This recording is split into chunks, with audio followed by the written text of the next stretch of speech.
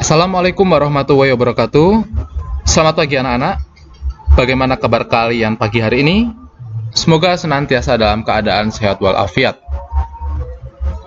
Hari ini kita akan belajar teks eksplanasi.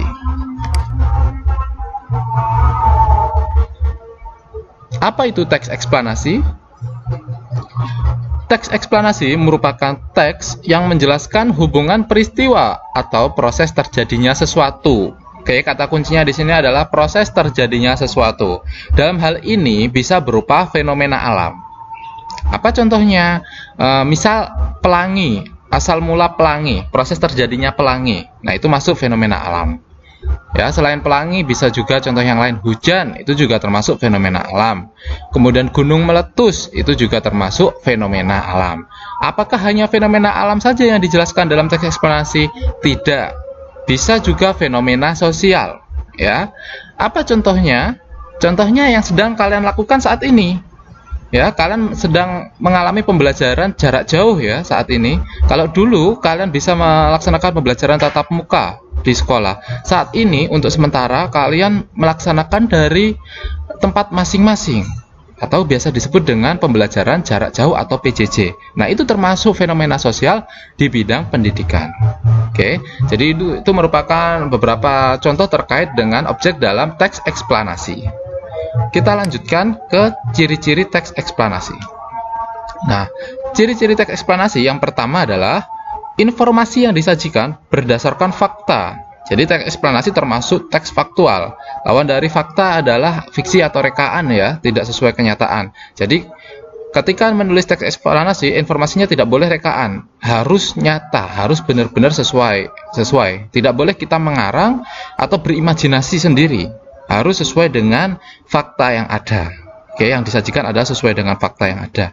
Karena teksnya berdasarkan fakta, informasinya berdasarkan fakta, maka penilaiannya bersifat objektif, bukan subjektif, ya. Berdasarkan objektif, bersifat objektif berarti ya dilihat objeknya, sesuai dengan objeknya. Misal tadi fenomena alam adalah pelangi ya, asal muasal pelangi ya. Kemudian kalian menjelaskan tentang pelangi.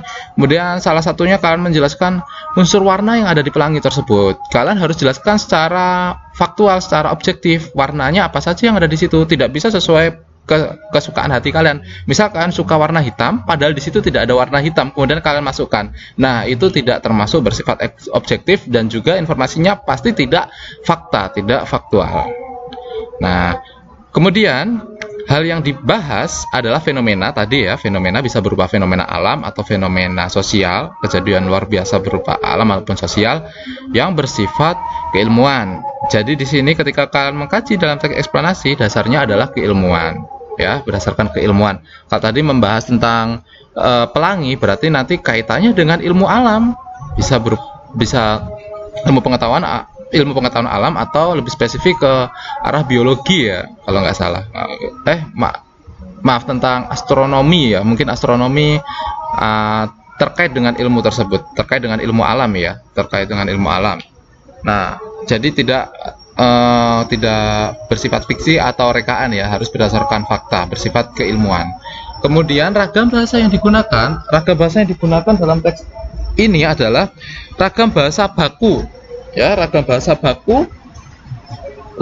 baku di sini berarti untuk penulisan harus memperhatikan ejaan bahasa Indonesia, baik itu huruf kapital, kemudian penggunaan tanda baca, tanda huruf tebal dan lain sebagainya. Kemudian pilihan katanya juga harus memperhatikan kebakuannya, ya. Ngeceknya di mana? Cek di KBBI. Ya, kalau misalnya ragu kata ini baku atau tidak, cek di Kamus Besar Bahasa Indonesia. Kalimatnya berarti menggunakan kalimat efektif. Oke. Berikutnya untuk teks eksplanasi ini menjawab pertanyaan mengapa. Ya, salah satunya bisa menjawab pertanyaan mengapa, yaitu uraiannya bersifat kausalitas. Jadi di dalam teks eksplanasi nanti yang kalian susun bisa menjawab pertanyaan mengapa. Mengapa pelangi itu bisa terjadi? Ya, mengapa? Alasannya apa? Kok bisa terjadi pelangi? Atau tadi misalnya fenomena sosial PJJ, mengapa kok terjadi PJJ? Nah, atau pembelajaran jarak jauh. Nah, itu harus terjawab. Kemudian yang terakhir yaitu menjawab pertanyaan bagaimana, yaitu bersifat kronologis. Misal tadi PJJ ya, setelah alasannya kenapa diadakan PJJ, bagaimana prosesnya, bagaimana proses PJJ itu, ya, urutannya seperti apa pelaksana PJJ. Pelangi juga demikian, bagaimana proses pembentukan pelangi itu sendiri. Nah, jadi di sini adalah ciri dari teks eksplanasi. Kita lanjutkan, kita masuk ke struktur teks eksplanasi. Struktur teks eksplanasi ada 3. Yang pertama identifikasi fenomena, kedua rangkaian kejadian, dan yang terakhir adalah ulasan. Untuk identifikasi fenomena, ini adalah gambaran umum dari fenomena yang kalian akan jelaskan. Misal pelangi, ya kalian jelaskan pelangi itu apa. Kalau PJJ, kalian jelaskan PJJ itu apa sih? Dijelaskan terlebih dahulu, diidentifikasi terlebih dahulu. Ya, secara umum kalian identifikasi terlebih dahulu fenomena tersebut. Nah, setelah itu baru kalian jelaskan dalam rangkaian kejadian. Bisa berupa kausalitas atau bisa berupa kronologis. Kalau kausalitas tadi berupa alasan ya, alasan terjadinya hubungan sebab akibat. Sedangkan kronologis menunjukkan urutan, tata urutan peristiwa tersebut, berarti kronologis. Kemudian yang terakhir, kalian tutup dengan ulasan, yaitu berupa penilaian kalian terhadap fenomena tersebut. Nah, kalian kan sudah mengidentifikasi fenomenanya, kalian jelaskan secara kausalitas ataupun secara kronologis, kemudian terakhir kalian nilai fenomena tersebut. Ya, kalian nilai tersebut kalian nilai fenomena tersebut. Misalkan PJJ tadi kalian nilai bagaimana menurut kalian PJJ. Nah, itu berarti masuk di bagian akhir, yaitu bagian ulasan dari penulis, ya. Kemudian masuk ke kaidah kebahasaan teks eksplanasi. Kaidah kebahasaan teks eksplanasi. Nah, teks eksplanasi itu memiliki 3 ciri kaidah kebahasaan, yaitu yang pertama kata teknis, kedua kata benda jenis fenomena, kemudian yang ketiga konjungsi kausalitas, dan yang terakhir adalah konjungsi kronologis. Untuk kata teknis contohnya ada ekosistem, fotosintesis, ekologi. Apa sih kata teknis? Nanti kita bahas ya. Kata benda jenis fenomena ada gerhana, banjir, proses evolusi. Kemudian konjungsi kausalitas ada sebab, karena, sehingga, dan terakhir konjungsi kronologis adalah urutan waktu, bisa berupa kemudian, lalu, dan seterusnya.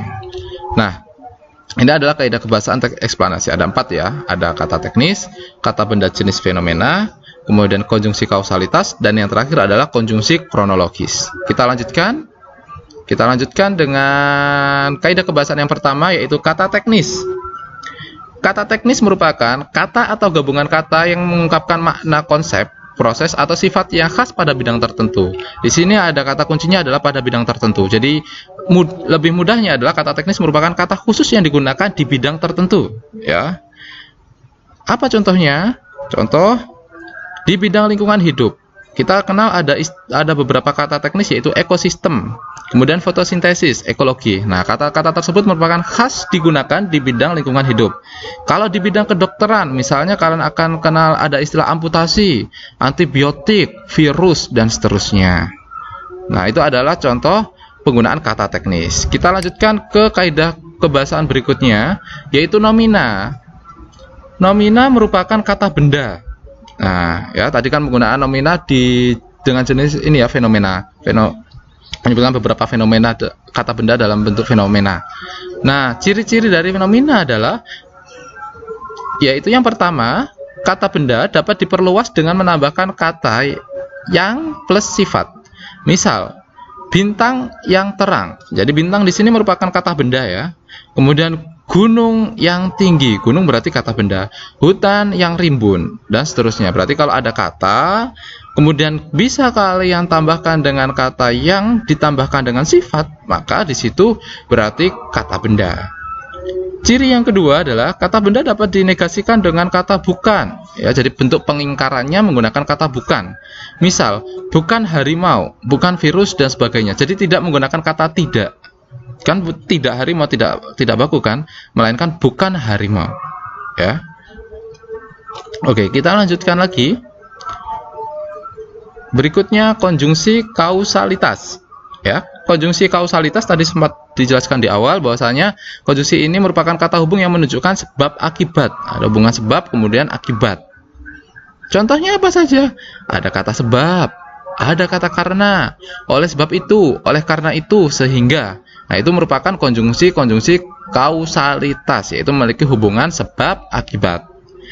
Kemudian yang terakhir, Ya, ini contoh dalam kalimat ya. Pelangi merupakan busur spektrum warna besar berbentuk lingkaran yang terjadi karena pembiasan cahaya matahari oleh butir-butir air. Nah, ini contoh dalam kalimat penggunaan konjungsi kausalitas. Berikutnya, yang terakhir ya, konjungsi kronologis. Nah, konjungsi kronologis merupakan kata hubung yang menunjukkan urutan waktu kejadian.